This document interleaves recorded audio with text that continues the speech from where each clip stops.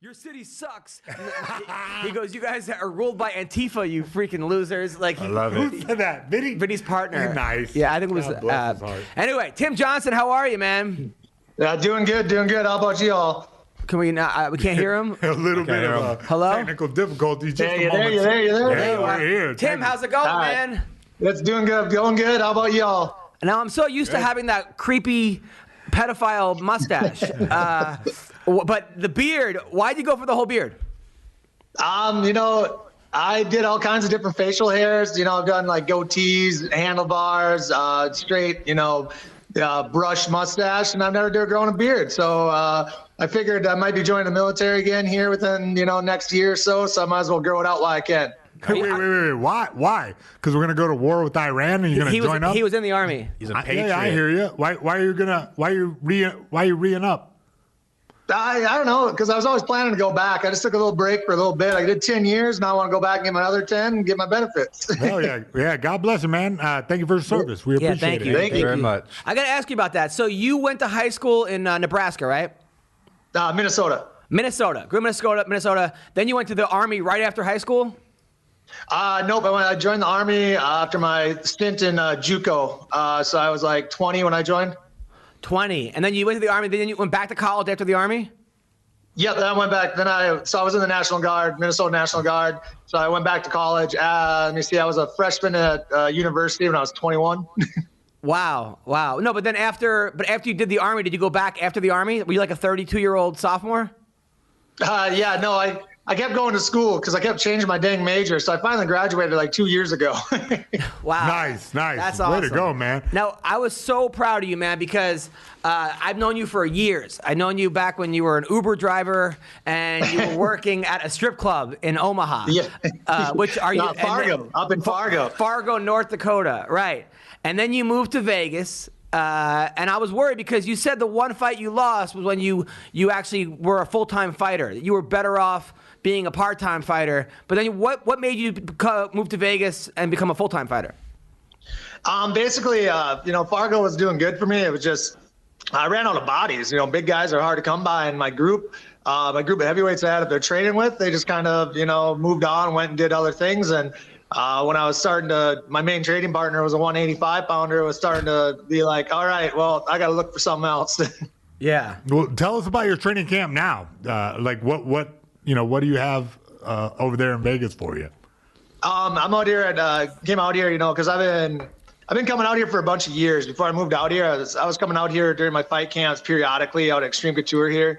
And when I finally made the move, it's a heavyweight carousel out here, man. Just like 7-8 heavyweights every day are in there. And whatever, pick your poison. Each has their own, something that they're best at. So, if you want to work on somebody who can kick you in the head, well, we got that. Someone who's going to knock you out in one punch, we definitely have that. We got grapplers, we got everything. It's kind of a nice variety of different bodies that are in here. Who would you say is your primary training partner? Like, well, who really ups your game? Right now, probably this camp, it was probably Francimar. Like he was there quite a bit. Chris Thompson. And then towards the end of my camp, about midway through the camp, Francis made his way back here. So getting some rounds in with Francis definitely ups your confidence level. By the way, when he says Francis, I'm talking about Ngannou, who's like the number 2 heavyweight in the world. I mean, that guy. Were you taking you guys sparring? How bad were your headaches? How are you doing against him? What's that like? He hits hard. He hits like a Mack truck, even like training. And he's probably the strongest human being I've ever freaking grappled with. It's crazy. Now he's really starting to get wrestling figured out. So he's even more dangerous. So wow. That used to be my only thing that I could, maybe I could wrestle him to the ground and then I'm good to go. But now he's got good takedown defense now. So now I just kind of take my beatings and get my shots in when I can.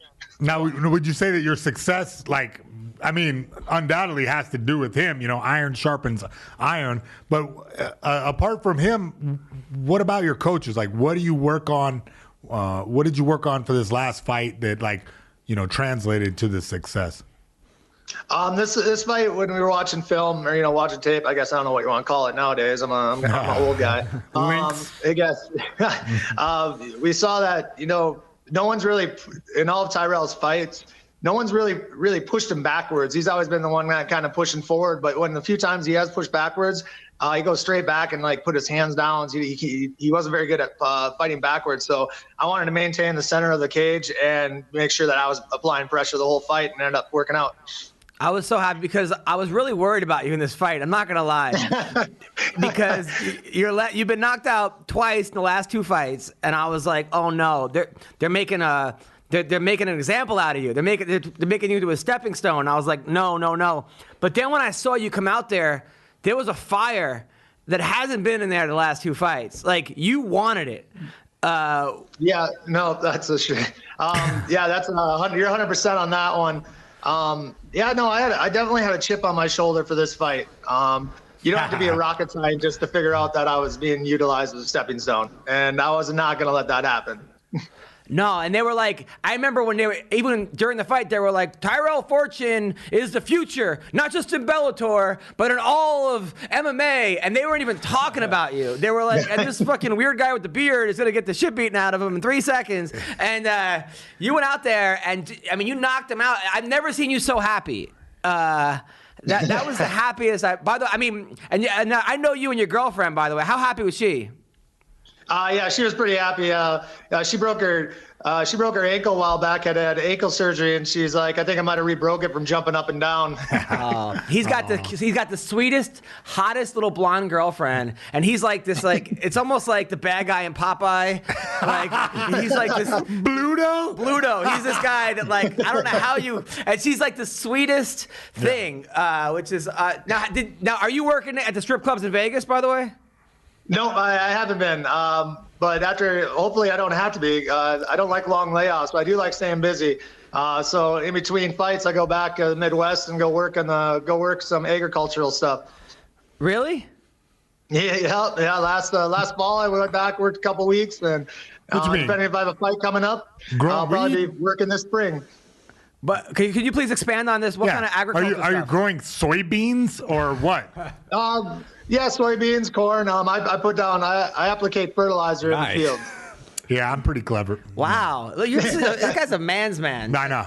This dude is, definitely. If it was somebody that I would want to dig a ditch with, it'd be this guy. So no more Uber driving too? No more Uber driving. Although when I first moved out here, I did do Uber Eats. So I tried to bump up in the world, but it didn't work out. Now, look, man, tell the truth, because I know a few times I got my Uber Eats order and, like, fries are missing. The motherfucker drank my damn soda. Have you done that? Yes. So stupid. No, I haven't done that, but I do know that you definitely want to order from places that put like little stickers, or they like seal the shit up so you can tell if the seal's been broken. Yeah. Like, you gotta make sure you order from them places, because I know for a fact that people do that as well. And I know for a fact that half my milkshake was gone. I'm pretty pissed. Now the Congo fight, that was the first fight that how hard did he hit you? Honestly, that was weird. Like, I went in for, like, when I remembered that, because I was still in there, like I wasn't out for that at all. It just kind of like fell over. I don't know. It was because I was in on a single leg, and it was just kind of this little loop in, this little uppercut jab thing that he hit me with on a single leg, and I just kind of fell over, and then that was that. I don't know. It wasn't really a hard shot. It was kind of weird. And then your next fight, were you worried? You got knocked out in the first round, which was weird because you went in to fight someone else and they switched it on you. And then you're fighting a Russian champion. But were you worried about were you doubting your own chin at all? Were you started to think, oh shit, maybe I can't take a shot?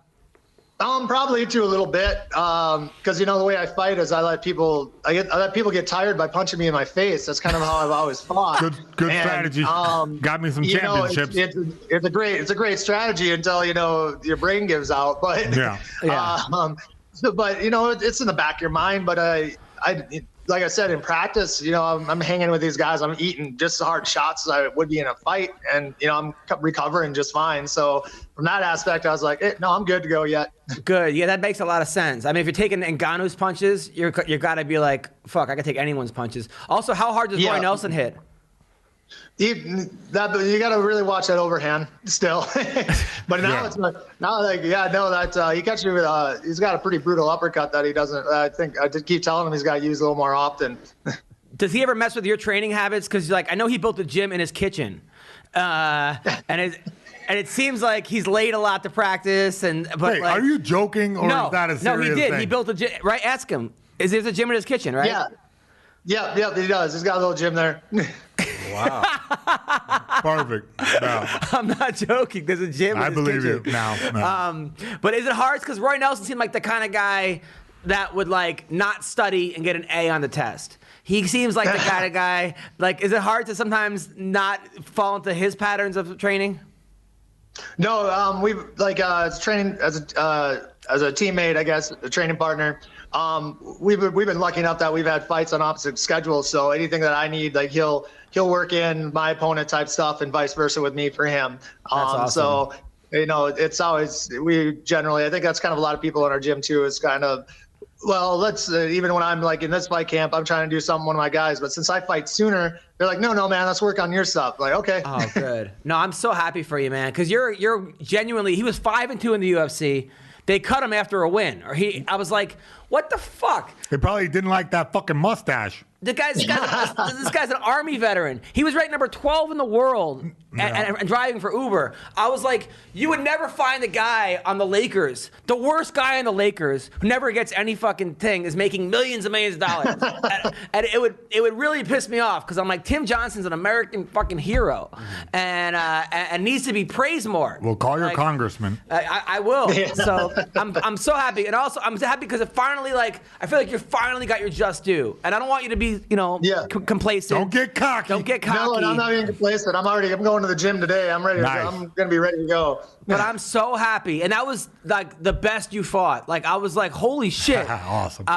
You went out there. Yeah, apparently I just figured out on Saturday, apparently to get a knockout, you have to throw punches. So now I'm like, all right, so I'll just throw punches more. Okay. Brilliant. Hey, what was your MOS? Military intelligence? Combat engineer. We blow stuff up. Hell yeah. Oh my God. What were the odds against you for that fight?